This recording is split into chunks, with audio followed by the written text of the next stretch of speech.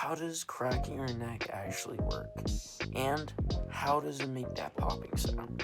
Well, how does it actually work? First of all, when you try to crack your neck to rotate it, it pops air bubbles in your neck joints.